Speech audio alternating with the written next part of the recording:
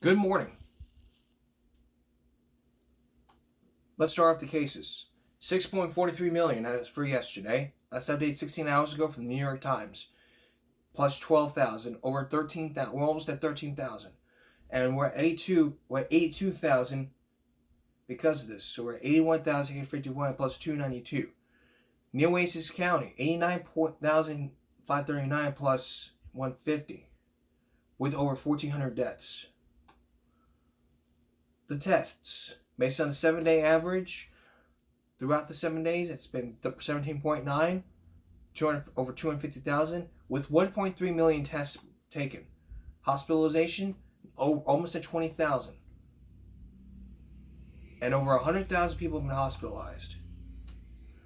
70.2% have had at least one dose, and which makes it 20.3 million. Fully vaccinated have been 17.2 million. So it's at 59.3%. How about our local schools?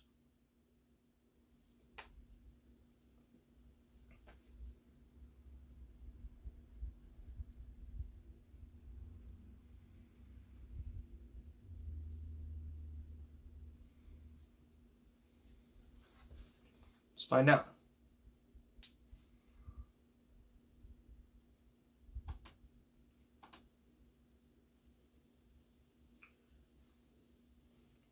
As of yesterday, 0 for the high school students, which is good. While 2 junior high students, 4 zeros, 1 elementary staff, 1 primary student, 4 zeros, and 1, which is good. Which makes it the total cases for high school 17, 0 for the high school staff, 11 for junior high. Junior high staff is 0, 7 independent intermediate students, 2 for the staff, 3 for elementary, 6, 5, 0, 1, 2. There's a pattern here. Let's keep this pattern going as we try to make sure this doesn't happen again. We're trying to make sure to keep this virus from spreading.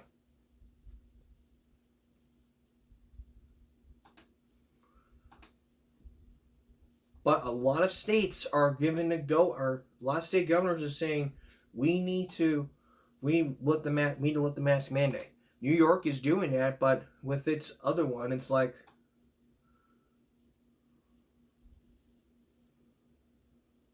but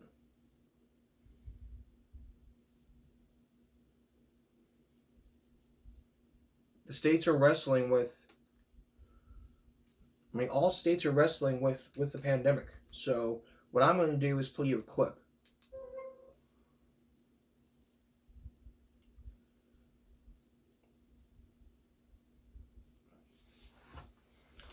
So let's face it, this is the biggest issue ever.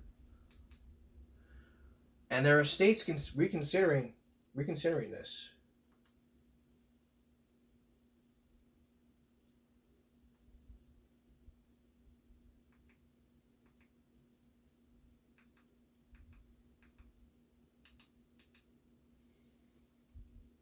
So this is from CBS Evening News with Norm O'Donnell on states reconsidering mask mandates as COVID cases fall. No, that was the other one I played for you the other day.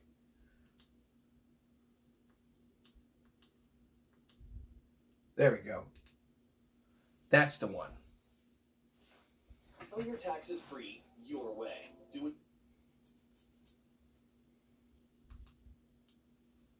Take a look. 4 states are planning to roll back mask restrictions. The governor of New York is expected tomorrow to repeal the indoor mask mandate for businesses, and she could allow schools to do the same by the end of the month if cases continue. That was yesterday. It's too soon to say if America is at a turning point, but 2 years after the start of the pandemic, there is growing recognition that we are in the endemic stage, and that means learning to live with the SARS-CoV-2 virus. So here's the latest data. The daily average number of new cases is Again, down this is nearly from yesterday. 70% nationwide in less than a month.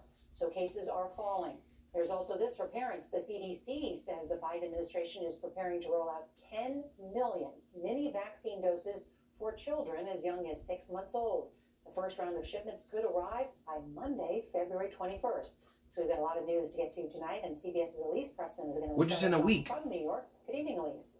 Probably in 1 or 2 weeks. Good evening, Nora. That's right. As you just said, New York could join the list of states rolling back mask mandates tomorrow, as Governor Kathy Hochul is expected to make an announcement for businesses. She told education leaders today she's not ready to do the same for schools yet, but that could come in just a couple weeks.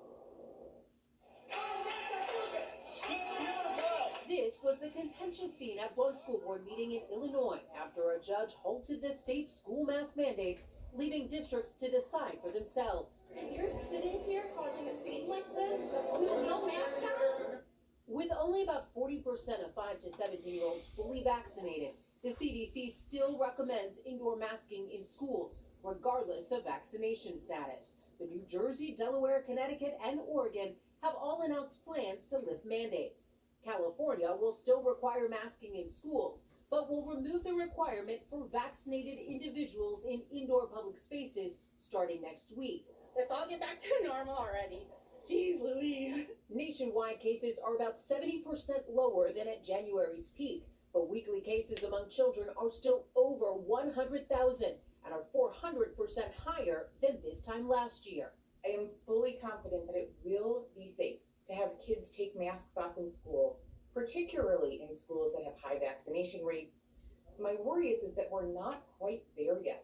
Pandemic fatigue and frustration isn't just impacting schools, it's hitting hospitals too.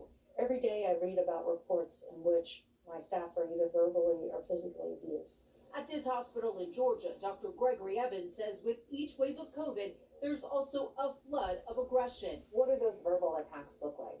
Accusations why we aren't given certain medications that they may have researched on the internet. Dr. Lily Henson says when hospitals are full of patients that don't trust science, it's a dagger to morale. We get this threat that says, if my loved one dies, it's your fault. That's really heartbreaking. Now, Pfizer CEO says he thinks the FDA could fast-track vaccine authorization for children under the age of 5. Data is expected on Friday, and an FDA advisory committee is set to meet Which next is today. week We'll about never the know shot. until we... Nora? Elise Preston with all the news. Thank you. We'll give you the very latest in the second half of the show. But when we return, there's been another school shooting happening. We'll give you the very latest from Buffalo, New York when we come back. There was a shooting yesterday in Buffalo, New York, along with a stabbing. So let's bring you the very latest from WGRZ TV.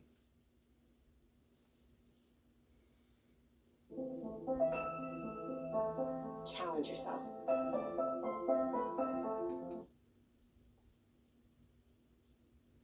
At 3:45 this afternoon today, officers responded to a call of multiple persons shot at McKinley High School. Our officers got on scene and located individuals that were shot in the south side of the building at the end of a walkway by the parking lot. A dispute that occurred. An individual pulled out a gun, fired multiple shots. We have one individual identified as a student that was shot. He was transported to Children's Hospital and is undergoing surgery at this time.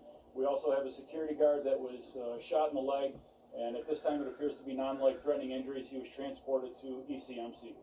We have a little over 100 students that are still in the building for after-school activities. The school is immediately placed on lockdown with teachers. Those students are still remaining in the building. The status of the lockdown was reduced to a shelter in place. The building was cleared, and everyone is safe inside the building at this time. Our school's chief, along with the principal of the school, is facilitating getting the students out of the school, reuniting them with parents. There are parents on scene, and the principal is working out that process to reunite the students with them. Any word on any kind of suspect? Has there been anybody taken into custody? There's no one in custody at this time. Our detectives are making progress. We have a lot of resources We have several tactical units. We have resources from the FBI. The state police has contacted us, the county. So there are a lot of resources that are here. Our Actually, this was a detectives couple are- days ago. What kind of concern in the community? I'm not going to put out the location where the student was shot at this time. Like I said, he is undergoing surgery at this time. We will put out more at a later date. Should the residents in this immediate area or even further be concerned at this point? I mean, of course, it's concerning when this happens.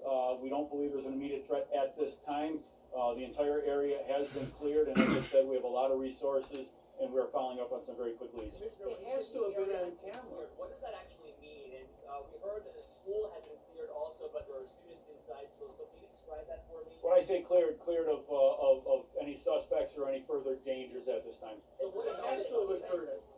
I'm sorry? Is the suspect a student? We are looking to identify the suspect. Like I said, we're making some leads, so we're working on that right now as we speak. Was the shooting on camera?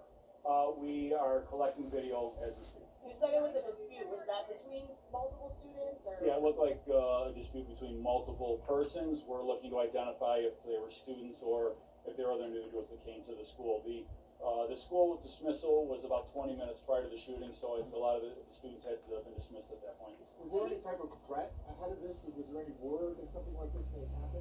That's, something that we're gonna work on. If there was any, kind of a threat that would come to our attention, then clearly we would have had, resources out here, but we were not made aware of anything prior to this. As far as, identifying what led up to this, our investigators are working on that right now. Our sources were saying that there was a situation where somebody may have been told or tipped off to this, and that there are students who didn't even come to school today or left early from school. Can you tell us, or can you speak to that situation at all? No, I don't have information on that, but that's something that we will look at through the investigation. Regarding the shooter, do you know if he arrived alone or was he accompanied by a parent? No, that's still under investigation. So, like I said, we've made some good progress already, but it's too soon to figure that out. Any idea how many shots were fired? I don't know how many shots were fired. Our evidence investigators are collecting evidence now, so it's again, it's. Can you give me 1 second? This is still. Give me 1 second, guys. Sorry, folks. Let's continue. Ongoing. How long will parents have to wait before their children are released now? They're facilitating that right now. Okay, yeah, they're facilitating that right now. Can you give us I heard a ghost. timeframe at all? There's over 100 students in the school. The principal is collecting the names of the parents and who they are here to pick up, and they're going to do it in a very controlled manner so that we don't have all the students just coming out. We want to make sure we reunite students with parents and get them linked together as opposed to just letting anybody walk out. You said the student was in surgery. Can you give us any more information on his status? I can't right now. I can't right now, and I'm not going to put the age out at this point. Commissioner, one more. The age of the victim. Yeah, I'm not going to put that out right now. I mean, there's still some family notifications going on. I'm going to hold off on that right now. You said there's no suspects in custody. Is that why we see the helicopter flying around? Are they still looking for someone in the neighborhood? I was inside the building, so I'm not privy to the helicopter. Are you still looking for someone in the neighborhood though? We're still searching, but we know the immediate area around here is secure of any suspect. We know this area is secure. Commissioner, can you speak to the nature of the partnership between the FBI, the Buffalo Police Department?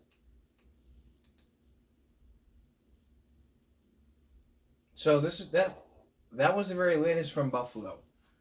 But there are more school that's happening. When we return, we're going to go to Orlando, Florida to tell you about a bomb that happened. When we continue.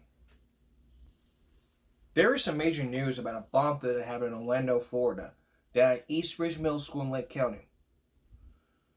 Eastridge Middle School was on lockdown yesterday afternoon because someone called in a bomb threat, according to the sheriff's office. A spokesman for the public schools says no one was hurt, but took measures as a precaution. Students were dismissed from the school, but one bus at a time. Car riders were dismissed following the riders.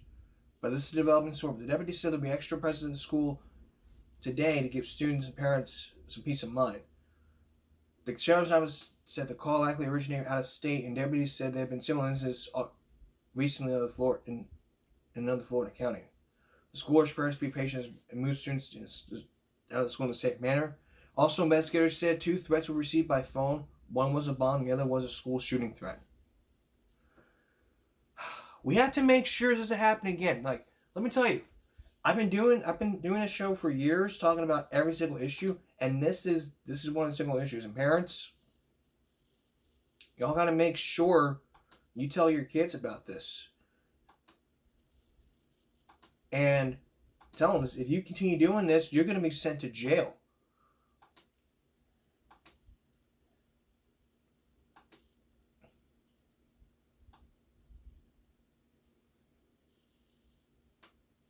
And there's also some good news. A 13-year-old was cleared, but a 12-year-old.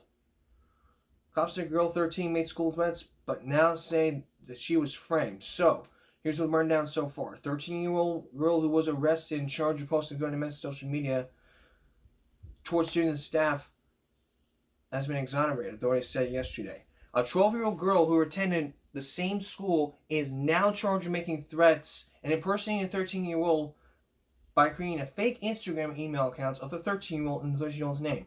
Charges were presented yesterday to the Bard State Attorney's Office. The police said 13-year-old's mother chose to exercise their rights and did not cooperate with investigators. She did not allow them to examine the girl's digital devices at that time, according to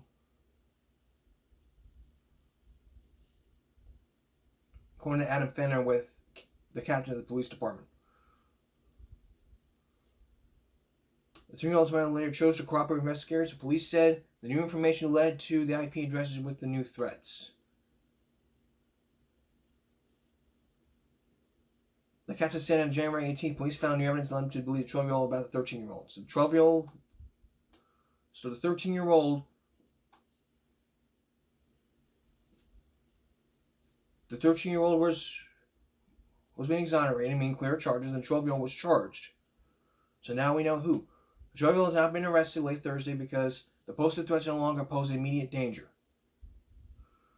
But the 12-year-old has been charged with the felony written threats to kill, to do no bodily harm, as well as falsifying a police report.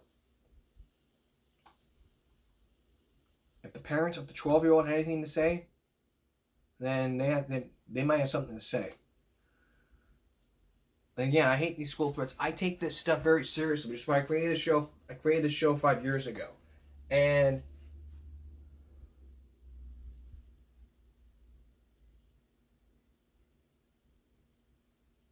But it's not tolerated. It won't be tolerated at all. Fight. But if you want to send me up, start a fight. Alright. 3 days ago in West Oso, there was a fight. There was a brawl that happened. But West Oso School Board retains the principal's position following the brawl. So let's get you up to date here.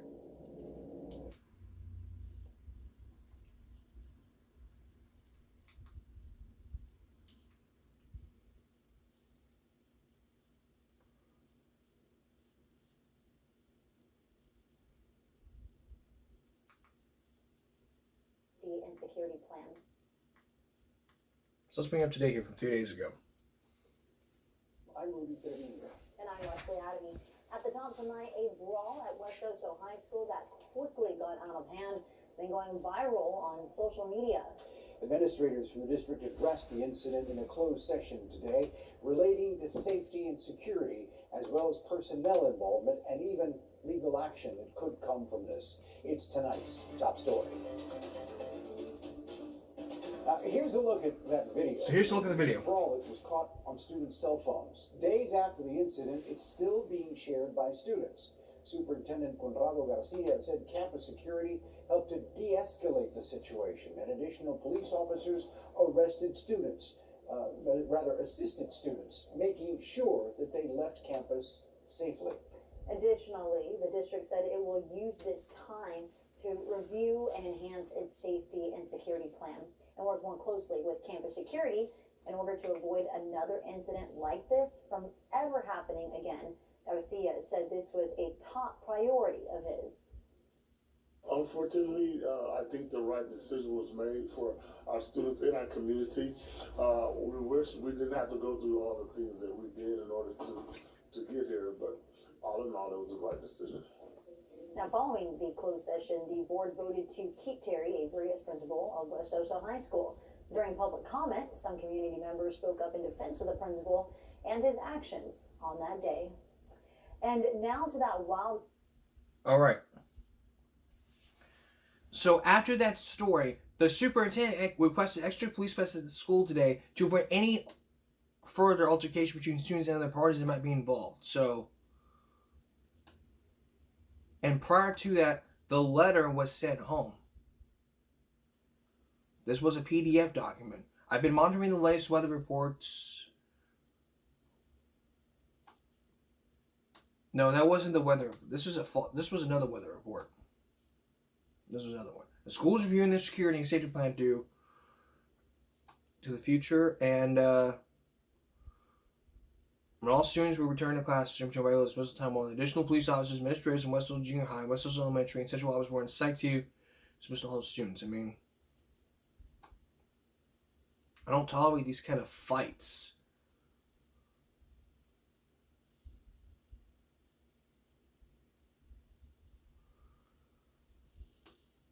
These fights are something I don't tolerate. I mean, a fight happened, you have to do something about it, and they did something. But why was the principal involved?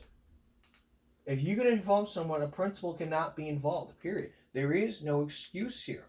No excuse. No more excuses. No more excuses. If you want to set me up, start a fight. Fight's something I don't tolerate here. Ever. And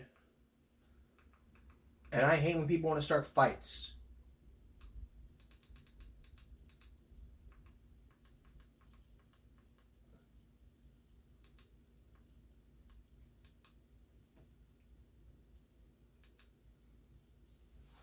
And all the other districts will be right in the same boat. Back in a moment with the trail riders after that cold freeze last week. You may remember that last weeks that there was a freeze that happened and some trail riders fought the cold and went to the destination at San Antonio. Today, an update. The trail riders, they're arriving at their destination right now, so I'm not going to play the video, but I'm very happy that they survived that big freeze and it took several hours for them to get there. That's some very great news.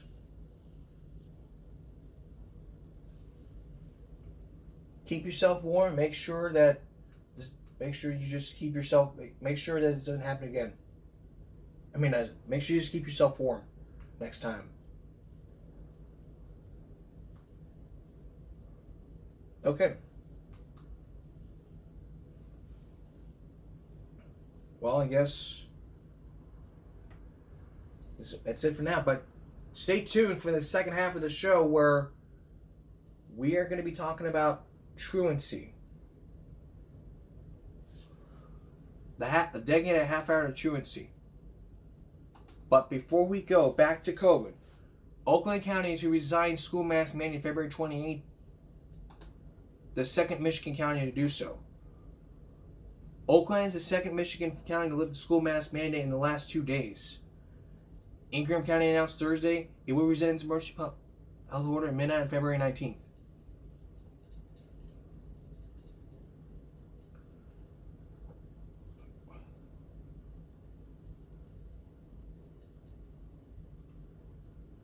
So this was on the Detroit Free Pass. So this is some great news. So where were we? Yeah. Again, coming up in the next half, dedicated to truancy. The top 6 causes and the questions you need to ask yourself before the questions you as a parent need to ask yourself to prevent this from happening again. A lot of issues going on, a lot of questions need to be asked, and I'm here to help you. So look for that. Let's look for that at 4:30.